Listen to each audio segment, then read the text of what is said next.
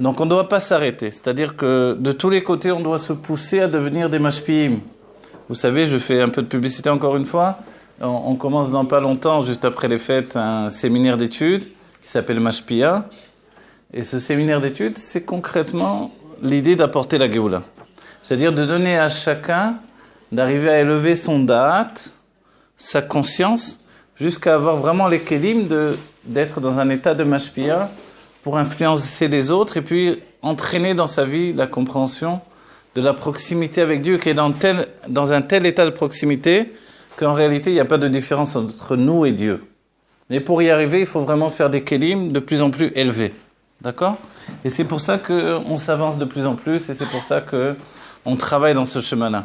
Mais en tout cas, quoi qu'il en soit, sachez que on est tous impressionnés par le Messirut Nefesh des femmes qui sont là, qui continuent et qui nous donnent le goût d'enseigner, l'envie d'enseigner encore et de continuer encore.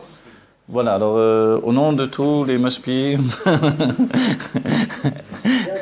ne me donnez pas parce que je peux pas voir, je suis en dehors de la souka, donc on a tout gâché. Et c'est pas grave. Voilà. Et alors voilà, bon, je dis vraiment merci aux femmes parce que sinon depuis des années sans doute qu'on aurait abandonné, je vous le dis franchement, vu l'état de la génération. Mais quoi qu'il en soit, les choses continuent et de plus en plus des cours d'hommes se forment, etc. et on continue. Voilà. Donc alors il ne faut pas désespérer. Sachez que les maris qui quelquefois y arrivent à la chassidoute de manière un peu détournée, les maris y arrivent également de plus en plus. Voilà. Il y a des cours qui s'organisent de plus en plus. J'enseigne par exemple moi à Ramat Aviv également pour des cours d'hommes. Il y a des demandes de plus en plus, d'accord ? Donc il ne faut pas se décourager et sachez que la force de la femme d'influencer le mari est une force positive qui n'a pas de fin. Elle continue. Ça va, c'est quoi ces bruits là? C'est... Des poubelles. Ah, les poubelles. Les travaux des enfants. Ok, voilà. Voilà. Bekitsu, alors maintenant si on doit commencer un cours, évidemment sur texte, etc., ça a été annoncé. Alors je ne sais plus, le CEDER de la soirée, il a un peu volé en éclats. C'est bien, c'est les rods de Tohu dans les kilim de Tohu. Bon, Rachel. Hein? Ça va pas être possible vu que moi j'ai bu beaucoup de whisky en fait. Donc c'est de moins en moins possible. Voilà. Voilà, mais on va dire une chose. Dans l'état, je vais dire d'après les textes, quoi qu'il en soit, j'ai préparé la soirée en étudiant un Mamar du Rabbi, 2 Mamarim du Rabbi, et on passe les fêtes dans un niveau d'élévation continuelle. D'accord ? Les fêtes, ce sont 7 jours qui correspondent aux 7 midot, les 7 mesures de sentiment qui est en nous. Évidemment, c'est pour nous structurer, pour nous donner une structure d'intégration de ce qu'il y a de plus élevé. Ouais, c'est simple. Donc, ce qu'il y a de plus élevé doit résider au-dedans de nous. Dans les 7 jours de la semaine que l'on va rencontrer ensuite, ce sont tous les jours de notre vie. D'accord ? Et les 7 jours de la semaine ne doivent pas être subis, mais au contraire influencés par notre âme. Vous voyez ? Donc en fait, on doit devenir un mashpia sur la metsiout, sur l'existence. C'est ce que le Rabbi a transmis à chacun d'entre nous. Je vous donne une image simple. Je me rappelle quand j'étudiais dans un kollel Chabad, à l'époque à Jérusalem, un jour je regarde, tout simplement, je me retourne, je vois tout le kollel, c'est-à-dire... il n'y a pas beaucoup de kollel Chabad, pour dire la vérité. Je regarde, tous les Chabad qu'il y avait là, ils étudiaient tout seuls. C'est pas possible. Personne n'étudie avec personne. Et je me suis dit, mais en fait, c'est normal, parce que le Rabbi, il a fait des individus.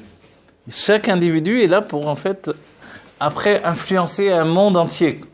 Et ça, c'est chacun d'entre nous. C'est-à-dire, autant les hommes que les femmes, et les femmes avec une puissance redoublée dans les dernières générations. Le Rabbi a dit que le Rabbi Rayatz avait dit qu'il fallait enseigner aux femmes vraiment, vraiment tous les secrets de la Kabbalah et de la Chassidoute et que les femmes, à leur tour, allaient enseigner. D'accord ? Donc, en fait, les forces qui sont données aux femmes dans notre génération sont tellement élevées que ça n'a jamais existé. Vous étudiez les choses comme ce soir, le cours avec Yosef Yitzhak Périmon, des choses que les grands Mekoubalim ne transmettaient pas, tout simplement. Parce qu'il fallait une préparation, parce qu'il fallait vraiment être recommandé, etc., etc. Donc vous abordez ces choses les plus élevées. Au bout du compte, ce qui fait la différence entre chaque individu, c'est aussi l'attachement que l'on a au Rabbi. sachez que c'est très important. C'est très important à un niveau qu'on n'a pas idée au bout du compte. L'attachement, c'est aussi la structure de l'attachement que l'on a avec le rabbi. Le rabbi, pour le moment de Simchat Torah, le rabbi nous dit délaisser l'intellect. C'est curieux, après que ce soir on est démarré à fond sur l'intellect. Moi, mon cours, il vient vous dire que on va rentrer, on termine au Shana Rabbah, et puis on rentre dans Simchat Torah. Shmini Atzeret, l'image que les sages ont donnée, le rabbi le rapporte souvent, c'est que le roi a reçu ses enfants pendant une semaine. À la fin de la semaine, il leur dit, écoutez, ne partez pas, ça me fait mal au cœur de vous voir partir. Restez encore un jour avec moi. On le comprend, c'est quelque chose d'humain, de beau. C'est-à-dire, Dieu a cette humanité avec nous, c'est merveilleux en fait, définitive. Il établit un contact humain avec ses enfants. Et en fait, cette fête-là, en Chutz La'aretz, ça se divise en 2 jours, puisqu'il y a toujours le safek de la date, le doute par rapport à la date. En Eretz Israël, c'est un même jour. Ce même jour-là, il devient Shmini Atzeret, et dans le Sidour, il n'y aura pas écrit le mot Simchat Torah. Shmini Atzeret, c'est une halakha, donc c'est dans la Torah elle-même, une halakha de la Torah elle-même, tandis que Simchat Torah, c'est un minag. Et le rabbi nous dit comment ça se fait qu'on n'a pas fixé Simchat Torah le jour de Shavuot. Et le rabbi ne pose pas que cette question, il nous dit, mais normalement c'est logique, puisque Shavuot, c'est la fête du don de la Torah, vous voyez? Voilà.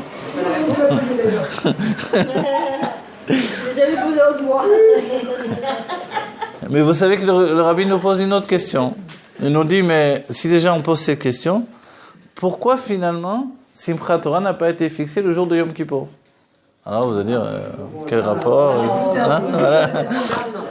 Mais vous avez oublié sans doute, parce que vous avez étudié beaucoup de choses, que les secondes louchot ont été données au peuple juif le jour de Yom Kippour.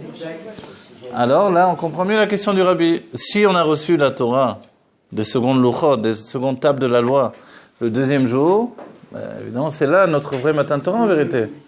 Les premières tables de la loi qui ont été transmises, Dieu a parlé, on est tous morts, il nous a ressuscités. Après, on a dit Moshe parle avec Dieu, on peut plus tenir. C'est ça, matin de Torah, ça ressemble à destruction du peuple juif, vous voyez. Donc, après les 2e tables, elles sont venues, Moshe nous a expliqué, il les a intégrées, etc. C'était Yom Kippour. Mais on a un problème, c'est que Yom Kippour, on doit se couper du monde matériel. Or, le but de Matan Torah, c'est d'intégrer la divinité dans le monde matériel. Donc, on n'arrive pas à faire coïncider les deux. C'est pour ça que les sages ont dit, ça ne peut pas vraiment coexister ensemble. Et le rabbin nous dit, malgré que la première fois, ils ont fait le Chanukata Bet Hamikdash, on appelle ça Chanukata Mizbeah, ça veut dire Chanukah du Bet Hamikdash, à l'époque de Shlomo HaMelech, ils ont mangé. Ils ont même bien mangé. Ils ont fait un immense festin et personne n'a jeûné ce jour-là. Et profondément derrière tout ça, outre le fait que c'était le jour où on a fait le Chanukah du Bet Hamikdash, donc c'était une raison immense de manger, mais c'est que derrière ça, il y avait aussi le fait que ce jour-là, c'était le jour où on a reçu la Torah. Et donc en fait, ça faisait 2 raisons profondes pour que ce jour soit un jour de fête. Donc en fait, on comprend bien que pourquoi aujourd'hui on ne le mélange pas avec Yom Kippour, pour ne pas en arriver à tout confondre. Mais en réalité, Yom Kippour représente le jour également où on a reçu la Torah. C'est curieux parce qu'on se dit, mais Yom Kippour, on est avec Dieu, on expie toutes nos fautes, on est dans la Neila, on est en dehors du monde. À quel rapport avec le don de la Torah? Personne ne pense à la Torah en vérité à ce moment-là. C'est curieux, hein? Vous savez pourquoi? C'est parce qu'en fait, la Torah, c'est Dieu lui-même qui s'est donné à nous. Et Yom Kippour, c'est pas autre chose que Dieu qui se donne à nous dans son intimité. Nous, on a l'impression que la Torah, on a reçu un livre. Bon, d'accord, voilà, on a un livre. Si je suis fatigué, j'ai un peu trop bu, je vois même plus les lettres. J'arrive plus, quoi. Mais si on me dit que, en fait, quand tu tiens ce livre et que tu danses, dans la joie de la Torah, c'est l'intimité de Dieu que tu as dans ce livre-là, alors ça, tout le monde est capable de le faire. Vous voyez? Voilà. Exactement. Et en fait, la Torah, le but de la Torah, c'est d'accéder à l'intimité de Dieu. Et dans notre génération, on a de particulier, avec toutes les générations précédentes, que finalement, on ne travaille plus pour la récompense des mondes futurs. On ne travaille plus pour que Dieu nous donne un compte en banque bien garni, etc. On fait abstraction, on veut le compte en banque bien garni, mais c'est pas pour ça qu'on sert Dieu. Parce que on pourrait, pour avoir un compte en banque bien garni, aller se débrouiller pour jouer à la bourse et gagner de l'argent d'une autre manière que ça. Donc alors, on fait une distinction. Je sers Dieu parce que par le service de Dieu, je m'attache à l'essence de Dieu. C'est ce que les sages ont dit. Sra mitzvah mitzvah. La récompense de la mitzvah, c'est la mitzvah elle-même. Donc en réalité, quand je m'attache à une mitzvah, je m'attache à l'essence de Dieu. Ce que je dis là, c'est important pour nous parce que demain soir, on va rentrer dans une autre facette de la joie de Sukkot. D'abord entre nous, là je vous dis entre guillemets, entre parenthèses, on est entre nous, ne le dites pas. Mais il y a des fois où, voilà, le soir je vais me coucher, d'un coup j'ai très soif. Il faut que je remonte dans la soukha en haut sur le toit. Je dis, oh là là. Je dis, bon, mais. Et grâce à Dieu, il est dans la maison. Mais des fois, imaginez, vous êtes dans le 19e, le 20e, il faut. Ça demande beaucoup de discipline. Voilà. Et. Vous parlez de Sukkot comme un détachement de la matérialité, dans l'ombre, etc. Exactement. On le vit pas tellement en Israël. Ah, voilà. Avec le Mezégavir comme Exactement. ça. Mais c'est vrai que moi, je me mettais en tête qu'en France ou ailleurs, c'est pas du tout. Quand on était chez le Rabbi, vous avez été déjà chez le Rabbi à l'époque de Sukkot. D'abord, il vaut mieux pas y aller dans un certain point de vue, parce qu'après on est totalement déprimé. Parce que une fois qu'on a vécu Simchat Torah chez le Rabbi, on a vécu les Akafot, on a vécu tous les jours de Simcha Bet HaShoeva chez le Rabbi. C'est-à-dire c'est quoi? Tout d'abord, tous les jours il pleut à torrent. Mais en Amérique, les gouttes de pluie, c'est pas comme chez nous. Même. En France, ça, comment on dit, un terme en France? Là, ça pluie. Ah, pluviote, un truc comme ça à Paris, hein. Je connais. Je suis pas de Paris, mais je me rappelle à Paris. J'étais pas, il pleut pas beaucoup. Finalement, ça, des petites gouttes fines, ça commence à vous rentrer partout dans les habits, partout, ça vous glace. C'est terrible. Non, mais c'est comme des baguettes, hein. Voilà. Mais, voilà, comme des baguettes, vraiment. Mais chez le Rabbi, c'est un autre système. Chaque goutte d'eau, c'est, on a l'impression que vous avez mis on vous a secoué, vidé un seau d'eau sur la tête. D'un coup, vous êtes arrosé comme ça. Et on danse, les orchestres, et puis on danse sous la pluie. C'est-à-dire, les khatrila, c'est la pluie, tout le monde danse, mais de toutes ses forces. Là, vous avez vu, quand on va danser sur le kika, pour dire entre nous, les hommes, ils vous dévoilent pas la vérité. Ah, ils dansent et tout. En vérité, on peut danser 10 ans comme ça. Parce qu'on tourne comme des petits vieux, comme ça. Non, pour dire la vérité, non. En boîte de nuit, ils dansent pas comme ça. On tourne, hein? On peut, 10 ans, on peut danser comme ça, ça va. Hein? Voilà. Mais quand vous allez chez le Rabbi, vous dansez pas comme ça, je veux dire. C'est de toutes vos forces, vous dansez. Les chapeaux, il n'y a plus de chapeaux. Les habits, il n'y a plus d'habits. Vous êtes complètement... Alors, ce qui est magnifique aussi, c'est que il y a des Sukkot. On a une liste de Sukkot. Bon, après, elle est trop mouillée parce qu'il pleut trop, mais on a une liste de Sukkot.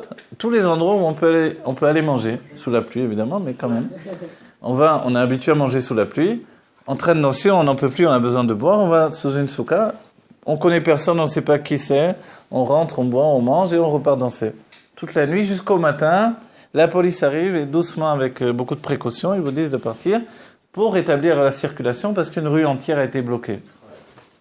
Et ça, évidemment, quand on vit ça tous les jours, et que le matin, alors on va se coucher au petit matin, on se réveille, on ne sait plus où on est, on va prier au 770 à 10h, et des fois, moi je me rappelle, il y a des premiers minyanim. Au 770, il y a plein de minyanim en même temps.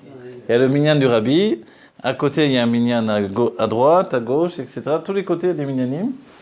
Et avant les minyanim, il y a aussi ceux qui mangent dans la soukha, qui font des kidouches et des trucs. Et des... Alors en fait, on va au kidouche quand c'est le jour de fête, et on mange, etc. Le gefilte fish, des fois le tchulent. Et après, on va prier comme ça. Et quand on arrive à la prière du Rabbi, la plupart du temps, on est totalement éclaté, quoi. C'est des jours et des jours sans dormir. On sait plus où on est, on prie, on s'endort. À Hoshana Rabbah, je vais vous dire, tout le monde dort. C'est-à-dire la veillée. Mais alors c'est ça, le Seder de la veillée. Alors tout le monde est là, on lit les télévisions, les gens ils sont comme ça. Alors, on se retourne. Alors, et vous voyez l'écran mashpim, tout ça, ils perdent le lit. Alors on n'en peut plus. Après il commence à faire très chaud parce qu'il y a des milliers de personnes. Alors on sort dehors, il pleut, on est gelé, alors on revient dedans. C'est comme ça, c'est un vrai cirque. J'ai jamais vu ça. Et je vous dis, moi je me rappelle toujours, il y a tellement de monde, des fois il y en a un qui vous prie sur la tête comme ça de sidour. Ah ouais. Et de trouver un sidour, je me rappelle, alors vous pouvez pas transporter les jours de fête et le Shabbat.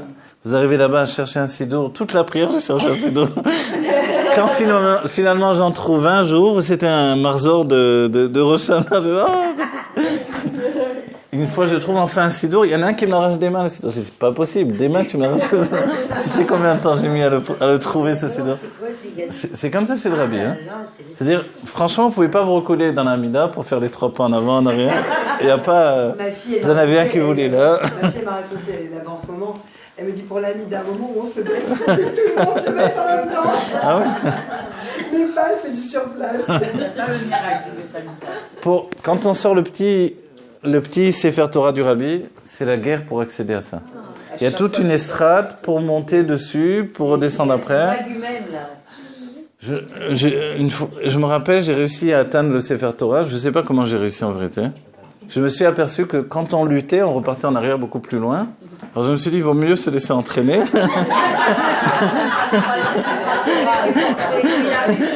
Non, je veux dire, c'est des milliers de personnes, c'est-à-dire...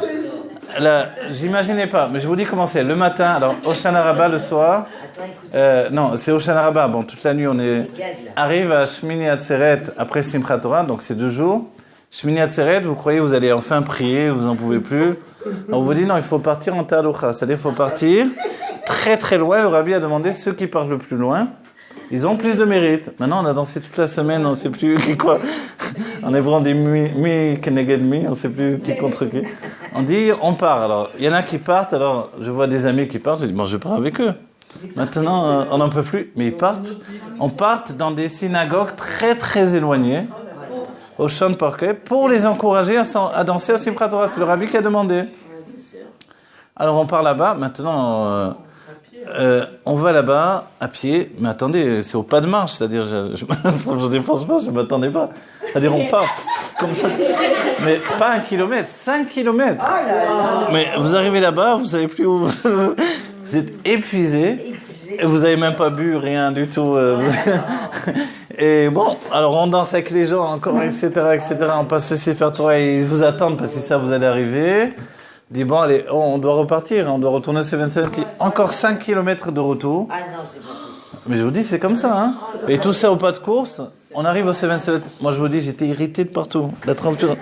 J'arrivais plus J'étais pas le seul. On n'arrivait plus à marcher, on marche comme des canards à la fin, on arrive. Maintenant, heureusement, c'est organisé. C'est-à-dire que vous arrivez, dedans, ceux qui étaient tranquillement dedans, ils continuent à danser. Et vous dites, mais purée, c'est pas possible. Qu'est-ce que j'ai fait? Et vous arrivez, il y a des camions dehors. J'ai fait haut. Et... J'ai fait haut. Oh. Il y a des camions dehors, c'est vrai, grâce à Dieu.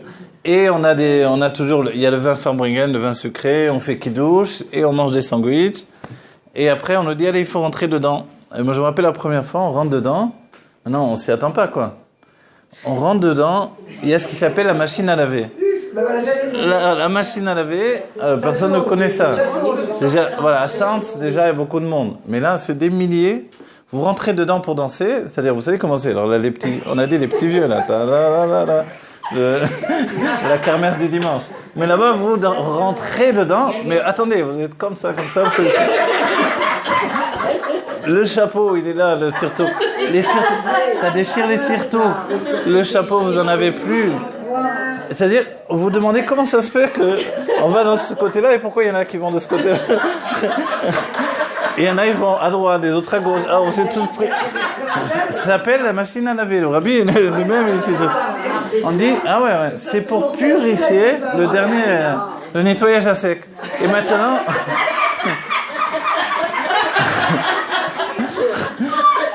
Et à sec, entre nous, tout le monde transpire, etc. Alors, bon, vous avez qu'une envie, c'est vous enfuir, quoi. Mais une fois que vous êtes rentré, c'est fini, vous savez plus quoi faire, quoi. Voilà. Et après, maintenant, il commence à... Il y en a... Et dans tout ça, c'est curieux, il y en a qui font circuler. Il y en a qui... Vous savez que c'est rigolo parce qu'au début... Non, mais... Au début de la soirée, quand on commence la tfila, avant de partir pour aller à 5 km, alors on a dégagé tout le 770. Il est vide totalement. Vous dites, oh purée, la place qu'il y a et tout, c'est magnifique. Vous attendez pas quand vous allez revenir, après c'est comme ça. Et c'est curieux, il y en a qui font circuler là-bas, je ne sais pas si vous connaissez, des petits carrés de graisse de viande comme ça.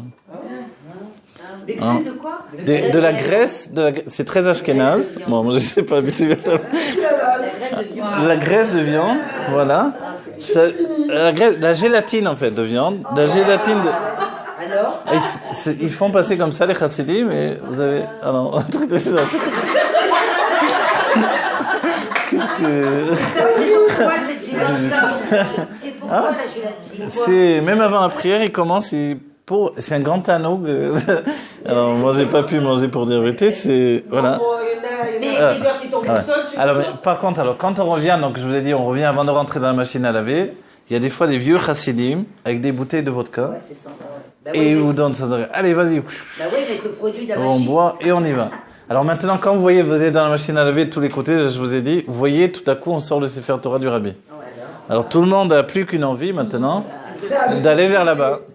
Alors vous aussi, vous dites, allez, je vais y arriver, je vais prendre le Sefer Torah le petit Sefer Torah du Rabbi. Vous dites, c'est une fois dans la vie, quoi. On monte sur une estrade, on prend le Sefer Torah du Rabbi, et après on redescend. Je vous dis, et vous dirigez par là-bas, et tout à coup, vous commencez à marcher en arrière. Vous comprenez pas comment ça se fait.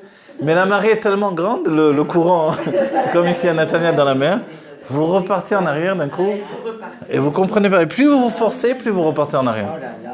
Alors j'ai compris le système, vous laissez aller, et vous glissez.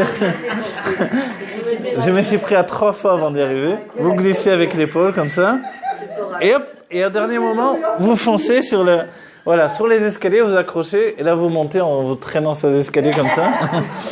Et j'ai réussi à prendre les Sefer Torah du Rabbi, vous êtes content. Évidemment, on vous pousse vite fait parce qu'il y en a d'autres qui veulent prendre et vous redescendez. Mais c'est extraordinaire. Oh là là. Mais quand vous avez vu tout ça, voilà. Hein? Non, il n'est jamais tombé. Jamais tombé. Voilà, c'est 27. Ah ouais. Ah ouais. Ah, vous avez vu comment c'est? Comme ça, le Sefer Torah, il va tomber. À la fin de la soirée, les sirtours sont tous déchirés. Il y en a qui ont les sirtours quand je sois, vous savez, bon, ceux-là, ça va, mais les sirtours quand je sois, vous savez, les sirtours quand je sois, mais ils sont déchirés, ça coûte plus cher. Ils rentrent dans la machine à laver, nettoyage à sec, mais il n'y a plus de sirtours, quoi. Tout déchiré. Les chapeaux, parce qu'il y a le minag aussi de faire les cabrioles avec le chapeau. Évidemment, si on fait pas ça, on n'est pas un chassid, donc on doit faire maintenant le chapeau neuf qu'on a acheté pour Tishri, etc. Voilà. Et tout ça, c'est l'ambiance et le rabbi. C'est-à-dire, c'est à 100 à l'heure, sans arrêt. Et évidemment, quand vous quittez ça, après, vous avez du mal à revenir à un Simchat Torah, Pépère, des alouettes, là. C'est un peu dur, vous voyez. C'est pour ça que quand les sages disent Mishelo Ra Simcha Bet HaShoeva, voilà. Celui qui n'a pas vu Simcha Bet HaShoeva, il n'a jamais vu Simcha Bet HaShoeva. Et c'est vrai que le rabbi l'a rétabli. Et ça, c'est vraiment... Vous savez que ça n'existait plus de rétablir Simcha Bet HaShoeva comme ça, quoi. Même dans les Chassidouyot, il y avait l'Admour qui dansait un peu. C'était gentil, mais là, c'est... Je ne sais pas comment vous dire, c'est une explosion. Tous les soirs dans la rue, Abraham Fried qui chante, et les chanteurs les plus... vous voyez, c'est à fond la caisse, c'est vraiment une... voilà. Alors, ça, je vous dis ça pour vous dire que c'est sur ça que, finalement, on peut regretter le 770. Mais ce qu'on va avoir aujourd'hui avec la Géoula Amitit V'Ashlema, c'est bien plus que ça. Et demain, quand on rentre dans Simchat Torah, on doit savoir que c'est vers ça qu'on doit tendre. On doit tendre par l'idée que, qu'est-ce qu'il voulait le Rabbi en nous poussant? Qu'est-ce qu'il veut le Rabbi en nous poussant vers ça? On dit la sagesse de Simchat Torah, c'est la sagesse des pieds. On jette notre intellect et tout à coup, on a la sagesse des pieds. On danse. C'est-à-dire, pourquoi faire? Pour prendre de la joie pour toute l'année. Et tout ce qu'on a fait pendant tous les jours de la semaine, c'est juste pour se préparer à Simchat Torah. C'est ce moment-là où on déclenche tout le système qui est d'intégrer dans notre vie de la joie concrète et véritable. Vous voyez? N'oubliez pas, on est une génération où on comprend ce que ça veut dire. Si on pense bien, tout va aller bien. Mais si on est joyeux, on a la force de briser tous les décrets, tous les enfermements, tous les problèmes, finalement. Entre un mari et une femme, si c'est pas... Mais si on est joyeux, entre un mari et une femme, on peut tout réussir. Vous voyez? Entre un père et des enfants, si le père est joyeux, si la mère est joyeuse, on peut tout réussir. C'est la vérité. C'est seulement quand on est triste que ça va mal. Pourquoi nous, les femmes, on n'a pas le droit de danser pour accumuler toute cette joie comme ça? Ah, bravo. Alors... Pourquoi non? Non, la majorité du classement. Pas avec la même... Alors, je vais vous dire un truc, ouais. Voilà. D'abord, c'est vrai qu'il n'y a pas d'endroit pratiquement, mais... Ouais. Voilà. Hier était organisé des danses pour les femmes et ça s'est bien passé. Ouais. Des bonnes nouvelles, Kolto, que du bonheur. Bon, voilà, je vous ai fait un peu de cirque, mais... non, je vous ai raconté franchement ce que j'ai vécu. Je vais vous raconter... Ouais. Il y a une BD aussi, Hein? je la vois très bien en BD, ça. Je vais vous raconter un autre truc, un miracle qui m'est arrivé chez le rabbi. Voilà, je vais vous raconter personnellement. Après, je vous pose la question juste. Un miracle qui m'est arrivé chez le rabbi, et un miracle personnel, on va dire. Comment j'ai reçu des dollarim du rabbi à la maison, à la porte du rabbi. Je sais pas, elle est un peu connue cette histoire plus ou moins, mais quoi qu'il en soit, je vous le raconte. Des Makor Rishon, voilà, c'est moi qui l'ai vécu. La première fois que j'étais chez le rabbi, c'était après Gimel Tammuz et c'était Kinous HaShluchim. Je me rappelle, j'étais parti avec le Rav Melou, avec le Rav Chaviv, etc. C'était très bien, c'était magnifique. Mais avant de partir, au moment de partir, j'ai ressenti un vide. Ce vide, c'était de dire, bon, je suis venu chez le rabbi, c'était magnifique, merveilleux, tout ce qu'on veut. Mais le rabbi, je l'ai pas vu finalement. Je m'attendais de voir le rabbi, c'est-à-dire que à un moment, et même à Simchat Torah, je vous le dis franchement, à Simchat Torah, vous savez, quand on finit Simchat Torah, il y a un moment où il y a un vieux chassid qui vient et qui dit Rabbi, qui parle au rabbi comme, voilà, dévoile-toi Rabbi, on sait que tu es là avec nous, on veut que tu te dévoiles, etc., en tant que Mashiach, voilà. La fin où on chante Seder Anigunim, etc., et là, c'est vrai que c'est un moment tellement, ça vous prend la gorge de vous dire, mince.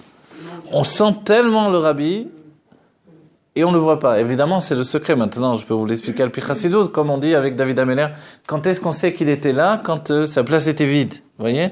C'est-à-dire qu'aujourd'hui, d'un certain point de vue, on le ressent encore plus en voyant que sa place est vide. Vous voyez? C'est-à-dire que sa présence est tellement grande que ça ne correspond pas à ce qu'on voit. Donc ça remplit au-delà de tout. C'est ce qui s'appelle le dévoilement de l'essence. Vous voyez? C'est-à-dire que l'être que vous voyez, il n'est pas perceptible par la vision. Donc en fait, il nous remplit encore plus. Et c'est ça qui est extraordinaire. Et avec tout ça, j'ai ressenti, moi, que je ne pouvais pas partir comme ça. J'ai dit, je vais parler au rabbi avec mon cœur. Et je me rappelle quand on allait, vous savez, quand vous arrivez là-bas chez le rabbi, on vous dit, bon, on t'a trouvé un endroit pour dormir à tel endroit. Ah, c'est loin? Non, c'est pas loin. Hein. À 2 blocs d'ici. Ah, c'est bon, 2 blocs. On ne sait pas ce que c'est 2 blocs. Je t'ai bloqué. Bon, 2 blocs. On ne sait pas du tout ce que c'est. Maintenant, c'est des fois 2 kilomètres, quoi, 2 blocs. Bon. On marche. C'est là encore le 2e bloc, là. Bon.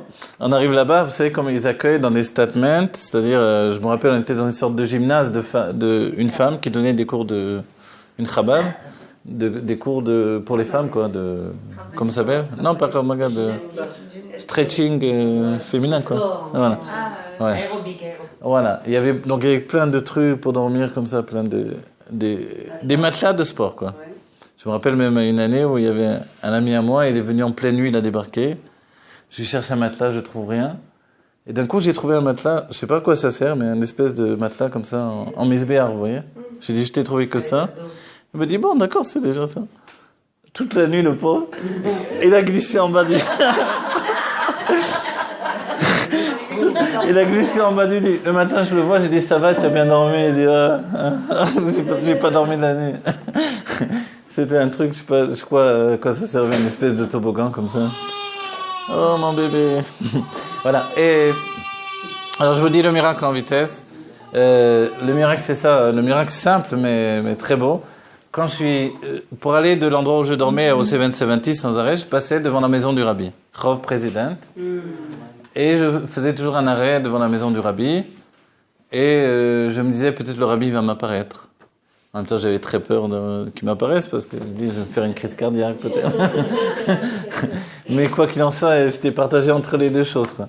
Et une fois comme ça, je me suis rapproché au moment où je devais partir la dernière fois, en allant chercher mes bagages, tout ça, et juste avant, je dis bon, c'est pas possible. Je suis approché de la maison du Rabbi et de la porte, et je regardais à l'intérieur, je voyais rien, et j'ai dit au Rabbi, c'est pas possible, je m'en vais comme ça. Tu m'as pas donné $1, rien du tout.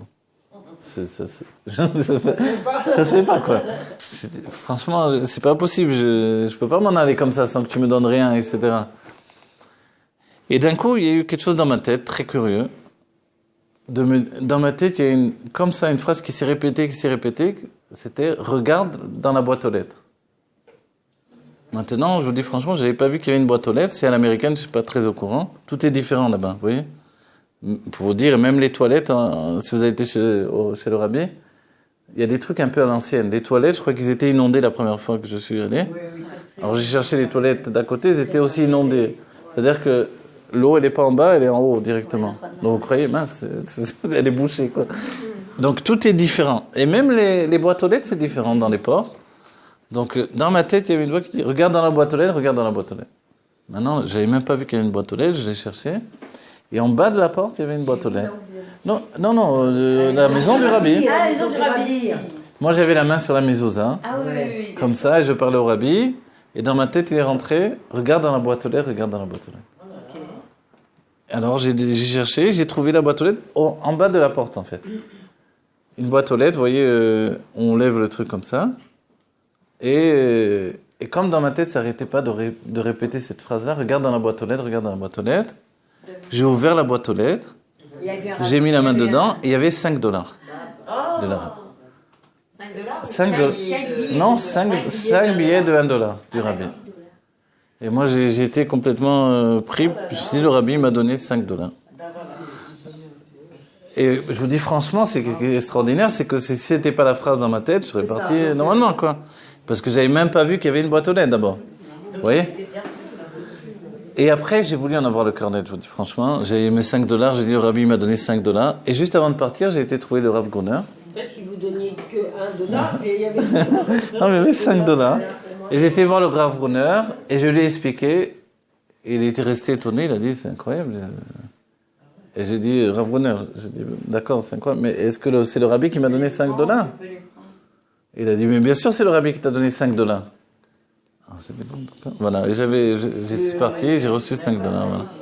Donc je les vends aux enchères. Non, je rigole. Rav Korda, Ouais. vous avez vérifié vraiment s'il venait vraiment de cette période-là ? De la période de... Ah, ça, j'ai pas vérifié. Mais quelle période ? De la période de Noun Alev, de Noun Bet ou de... Je sais pas. Je les ai toujours les dollars, hein, pratiquement. Ouais, je les ai toujours. Voilà. Vous en avez que 5 Non, il n'y a pas écrit une phrase $5. Ouais. Mais imaginez $5 dans la boîte aux lettres du Rabbi. Alors, peut-être que, après comme je me suis dit, peut-être que quelqu'un devait rembourser au Rabbi $5. Allez savoir l'histoire. Quoi qu'il en soit, pour moi, voilà. Je ne savais pas où était la boîte aux lettres. Je n'avais même pas vu qu'il y avait une boîte aux lettres à l'américaine. Voilà. En France, les boîtes aux lettres sont en haut. Là, c'est en bas de la porte, une boîte aux lettres comme ça, que j'avais pas du tout vu. C'est cette voix qui a résonné Ouais. dans votre Et la voix dans ma tête de me dire ça. Je me vois la main sur la mezouza, regarde dans la boîte aux lettres, regarde dans la boîte aux lettres. Et là, j'ai regardé, j'ai vu ces $5. C'est la Hashgacha de... Et pour moi, c'est vrai que c'était une grande émotion de me dire, le Rabbi m'a donné $5, je pars pas sans rien. C'était juste avant que je parte, quoi. Et voilà, je suis parti avec mes $5. Mais quand même, je vous dis, je voulais en avoir le cœur net, j'étais voir le Rav Gruner, il m'a dit, mais bien sûr. En plus, il crie comme ça. Le Rav Gruner, vous le connaissez, des fois, il est très doux et très brutal, comme ça. Alors d'abord, il est resté étonné, il m'a regardé, il m'a dit, c'est incroyable. Et j'ai dit, mais d'accord, moi, je m'en fichais qu'il s'étonne. J'ai dit, mais c'est le Rabbi qui m'a donné. Il m'a dit, mais bien sûr que c'est le Rabbi qui t'a donné. Il crie comme ça. Voilà. Et voilà. Alors, je voulais vous raconter cette histoire-là. Voilà. Donc, voilà, quoi. Si vous voulez étudier, on peut étudier, mais l'essentiel peut-être de la soirée, c'est ça. Voilà, je voulais pas vous vous retenir. Je vous dis bravo de toute votre étude. Pour demain, sachez, n'oubliez pas toute la simcha, d'accord? Dès demain soir, on va rentrer dans une nouvelle période. Les femmes, juste un petit message qui est important. N'oubliez pas d'après la chassidoute. Et il ne faut pas oublier de faire Birkat Hamazon. Ah ouais, pour celles qui ont fait, d'accord, ok. N'oubliez pas d'après la chassidoute, on ne quitte pas une fête, d'accord? La fête n'est pas partie, c'est-à-dire, ah, c'était bien la fête, dommage, etc. Non. D'après la chassidoute, la fête se rajoute à notre âme. Jusqu'à ce qu'on revienne la prochaine fois à nouveau dans la même fête, vous voyez? C'est-à-dire c'est un rajout dans notre âme que l'on prend avec nous. C'est pour ça que on prend toute la fête de Sukkot avec nous, avec tout ce que vous avez entendu avec le Rav Périmon, qui vous a expliqué les dévoilements, et au-delà de ça, bien entendu. Et en fait, la fête, on la prend avec nous. Mais entre nous, regardez simplement, quand arrive Simchat Torah et que l'on peut manger, pour les hommes en tout cas, en dehors de la soukha, on a beau dire c'est une libération. D'accord? On a beau dire que c'est extraordinaire, spirituel, mais passe-moi le sel, je l'ai oublié en bas. Ah, il faut aller chercher le sel en bas. Vous voyez, je me dis, je suis dans le lit, j'ai soif, il faut que je monte là-haut, j'ai pas envie. Donc en fait, tout à coup, on est là et on se retrouve dans les choules, on fait les chaïm, on danse, etc. C'est une libération immense. Et cette libération, on ne doit pas. Des fois, on se dit, je m'en veux quand même, c'est pas bien de. J'ai abandonné la soukha comme ça. En fait, non. Tu as avancé, tu as passé un niveau où tu as intégré la soukha en toi. Maintenant, tu peux rencontrer le monde. Alors, tu peux manger à l'extérieur. La soukha, c'est tous les makifim de Bina. C'est-à-dire la force du spirituel qui est en nous qui peut enfin s'expliquer. C'est ça en termes simples. Vous voyez?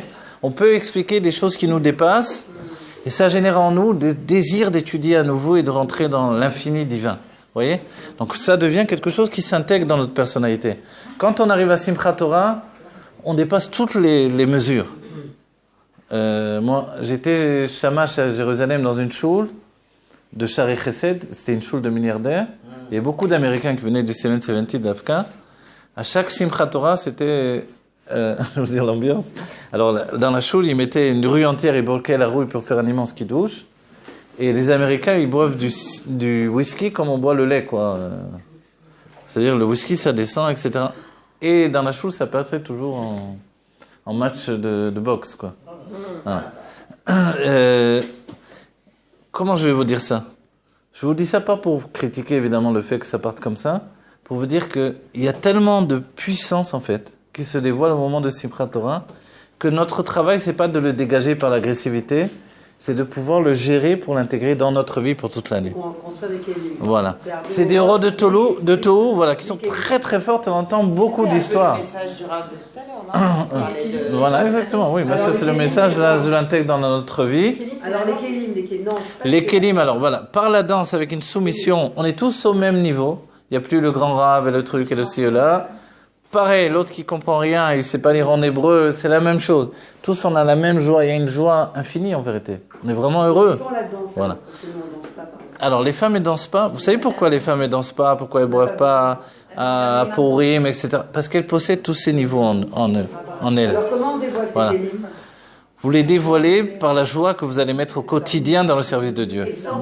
Ouais, sans boire, en vérité. Vous n'avez pas besoin. Si un homme a besoin de boire, Adam Rishon, en dehors de toutes les explications profondes, et une explication simple que le fruit du bien et du mal, c'était du vin, du raisin. Il a fait du vin, il a bu, il est rentré dans cette conscience compliquée, etc. D'accord? Et le rabbi dit une chose extraordinaire. Noah a essayé de faire la même chose dès qu'il est sorti de la Teva, de l'arche. Il a chuté également. Et la seule personne qui a réussi à faire ce tikkun-là, c'est Sarah. Moi, je me rappelle la première fois que j'ai étudié ça, Sarah Imano. Je dis, quel rapport Sarah? Elle n'avait jamais bu du vin, ou il n'y a pas écrit en tout cas. Et je n'arrivais pas à comprendre, jusqu'à ce que je tombe sur un mahamar où le rabbi dit, Sarah, par la joie, elle a réussi à faire le tikkun de la faute d'Adam Arishon. Parce que la joie chez une femme, ça représente le même niveau qu'un homme peut obtenir en buvant du vin. À quel moment elle était joyeuse quand elle dans tout son service de Dieu, malgré qu'on a l'impression des fois qu'elle est dure, etc., elle était toujours joyeuse. Vous voyez? Comme on dira d'Abraham, même dans la Hakedah, il était joyeux, même quand il est parti de bon matin. Sarah, elle a vécu avec une joie immense, et comme ça, elle a fait la réparation d'Adam Arishon. Vous vous rendez compte ce que ça veut dire? C'est-à-dire, qu'est-ce que c'est la force d'une femme? Quand on dit, alors pourquoi les femmes on danse pas? Pourquoi on boit pas? Pourquoi c'est...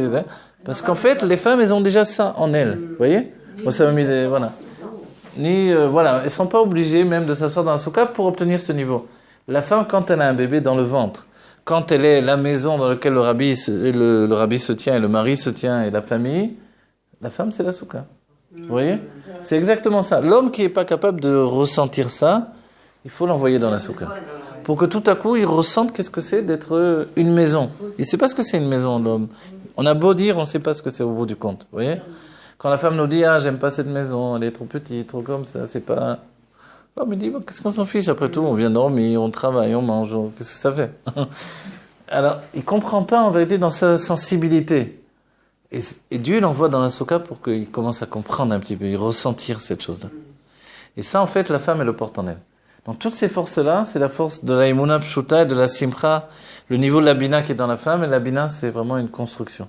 Voilà. Qu'on ait vu de la Géoula Mitit V'Ashlema, du Sroud Nashim Tzidkaniyot, du Sroud des femmes qui ont vraiment le mérite de porter leur enfant, leur mari, leur père, leur grand-père, leur grand-père, toutes les générations passées, puisque vous étudiez aujourd'hui la Kabbalah, la Chassidut, tous les secrets de la Torah, vous élevez toutes les femmes de tous les temps.